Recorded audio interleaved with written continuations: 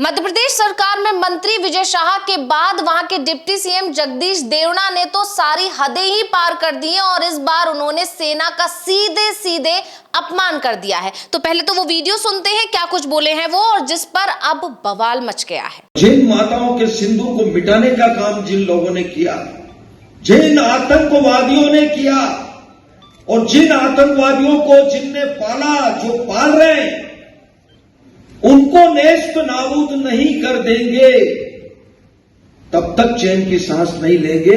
और यशस्वी प्रधानमंत्री जी को हम धन्यवाद देना चाहेंगे और पूरा देश की वो सेना, वो सैनिक उनके चरणों में नतमस्तक है, उनके चरणों में पूरा देश नतमस्तक है। उन्होंने जो जवाब दिया है उसकी जितनी सराहना की जाए, जितना कहा जाए, एक बार उनके लिए जोरदार ताली बजा करते हैं।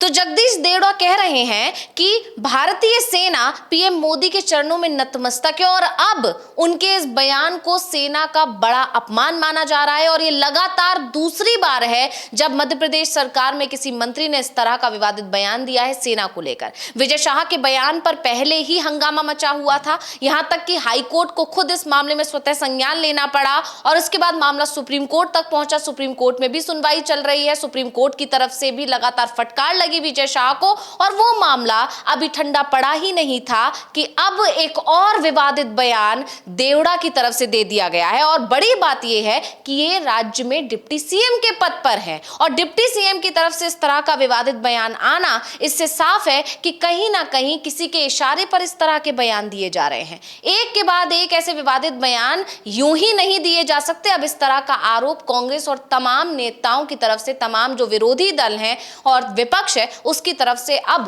बीजेपी सरकार पर लगाए जा रहे हैं। तो ऐसे में अब ये बड़ा विवाद बनता दिखाई दे रहा है। विनाश जी, और क्या कुछ जानकारी है आपके पास कि देवड़ा का जो ये बयान है, अब इस पर क्या हाईकोर्ट दोबारा से स्वतः संज्ञान लेकर कोई कार्रवाई कर सकता है?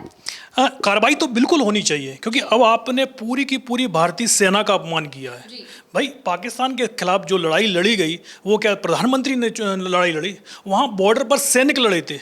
बहादुर देश के जो वीरगति प्राप्त की वो सैनिकों ने वीरगति प्राप्त की और आप उस बहादुर सेना को बोल रहे हैं कि पूरी की पूरी सेना प्रधानमंत्री के चरणों में साष्टांग हो रही है। मतलब ये किस तरीके का बयान है?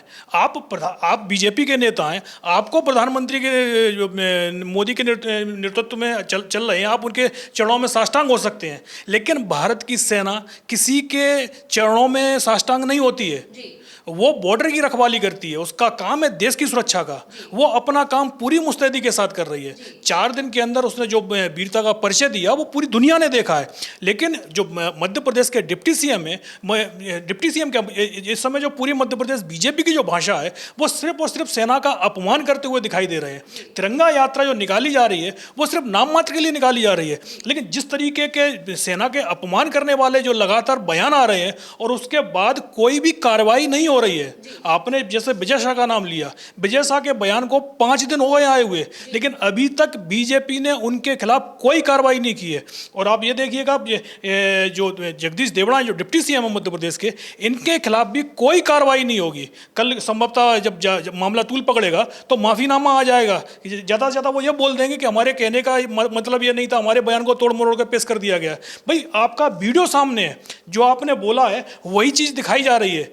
तो अब आप बीजेपी को यह तय करना है कि भाई देश में सेना का सम्मान सबसे बड़ा है या आपके नेता का सम्मान ज्यादा बड़ा है। यानी सेना ने जो बहादुरी का परिचय दिया सीमा पर और उसके चलते ही इतने बड़े बड़े दावे जो किए गए कि भारतीय सेना ने पाकिस्तानी सेना को खदेड़ दिया, पाकिस्तान हमारे आगे घुटने टेकने पर मजबूर हुआ, वो सब सेना के ही बदौलत था। लेकिन भारतीय जनता पार्टी के जो नेता हैं या उनके जो बड़े बड़े मंत्री हैं वो इस तरह के विवादित बयान लगातार दे रहे हैं। सबसे पहले उन्होंने कर्नल सोफिया कुरैशी को आतंकवादियों की बहन बता दिया और अब अगला जो बयान आया है ये तो और 4 कदम आगे बढ़ते हुए उन्होंने सेना को नतमस्तक ही बता दिया पीएम मोदी के सामने। तो ये अपने आप में विवादित बयान है और इस पर अब कांग्रेस बहुत ज्यादा हमलावर दिखाई दे रही है। पहले ही कांग्रेस की तरफ से लगातार पूरे देश में विरोध प्रदर्शन किया जा रहा था विजय शाह के बयान के खिलाफ, लगातार उनकी बर्खास्तगी की मांग हो रही थी और विजय शाह के खिलाफ अभी तक कोई एक्शन नहीं लिया गया बीजेपी की तरफ से। लेकिन इन सब के बीच में अब डिप्टी सीएम ने एक और विवादित बयान दे दिया है, जिस पर कांग्रेस ने बाकायदा ट्वीट करके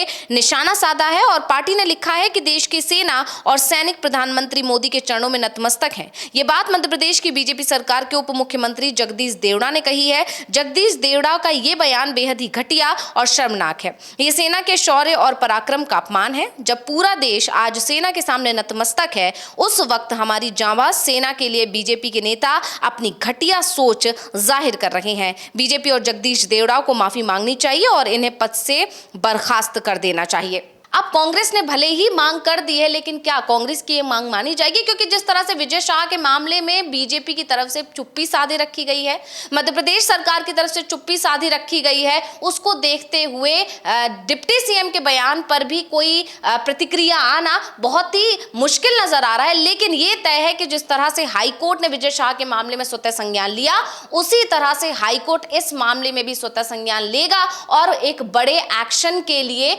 आदेश देगा अधिकारियों को। तो लेकिन सवाल ये है कि क्या हाईकोर्ट के निर्देश को अधिकारी मानेंगे?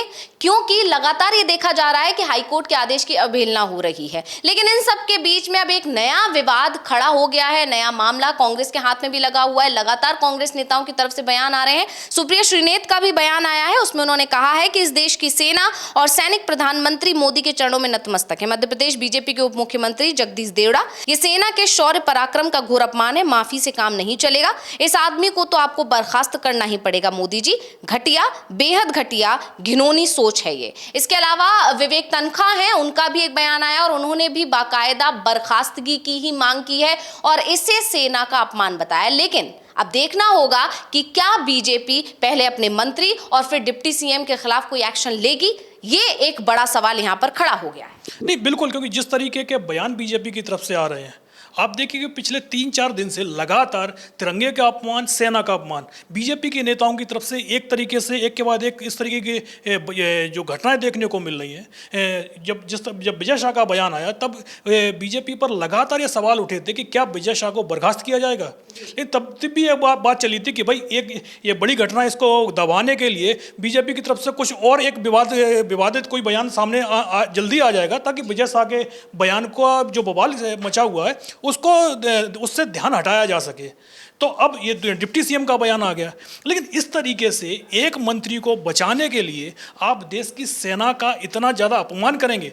भाई, जिस पर आज पूरा देश जिस सेना पर गौरव महसूस करता है, आप उस सेना के लिए जिस तरीके के बयान आप दे रहे हैं, इस मंत्री को तो तत्काल खुद या तो इस्तीफा दे देना चाहिए या मोहन यादव को खुद ही बर्खास्त कर देना चाहिए। लेकिन जिस तरीके से मोहन यादव ने विजय शाह पर कोई एक्शन नहीं लिया और उस तरीके से अभी तक तो देवड़ा पर भी एक्शन नहीं लिया है, यहाँ तक कि बीजेपी के किसी नेता का कोई ऐसा बयान भी नहीं आया है कि जो देवड़ा के बयान के एक तरीके से कंडेम कर रहा हो। ऐसे में मोहन यादव की सरकार देवड़ा से इस्तीफा लेगी, ये तो बहुत मुश्किल दिखाई दे रहा है। तो सबसे बड़ा सवाल यही है कि क्या मोहन यादव अपने मंत्री की जवान पर लगाम लगा पाएंगे? क्योंकि अगर आप अपने मंत्रियों को इस तरीके के बयान देने से नहीं रोक पा रहे हैं, तो यही माना जाएगा कि एक कमजोर मुख्यमंत्री मध्य प्रदेश में काम कर रहा है। और इससे पहले 17 साल तक शिवराज सिंह चौहान थे, उनके समय पर इस तरीके की घटनाएं नहीं दिखाई देती थी। लेकिन इस समय लगातार जो मंत्री बेलगाम हो गए हैं, चाहे वो मध्य प्रदेश का मामला हो, चाहे वो राजस्थान का मामला हो, बीजेपी सरकार के कहीं के भी आप मंत्रियों को देख लीजिए, वो सिर्फ और सिर्फ प्रधानमंत्री की चाटुकारिता के लिए, चाहे देश के झंडे का अपमान हो, चाहे संविधान का अपमान हो और चाहे सेना का अपमान हो, वो एक दूसरे से आगे निकलने की होड़ करते हुए दिखाई दे रहे हैं। अब इन सब से एक बड़ा सवाल ये खड़ा हो रहा है कि पहले विजय शाह, उन्होंने सेना का अपमान किया, उसके बाद अब एक और बयान आता है जिसमें सेना का अपमान किया जा रहा है। तो आखिर बीजेपी के मंत्री या बीजेपी के नेता करना क्या चाह रहे हैं, ये एक बड़ा सवाल यहाँ पर खड़ा हो गया है। बहुत बहुत धन्यवाद अविनाश जी तमाम जानकारी देने के लिए, और इसी के साथ मुझे यानी अंशिता को दीजिए इजाजत। नमस्कार।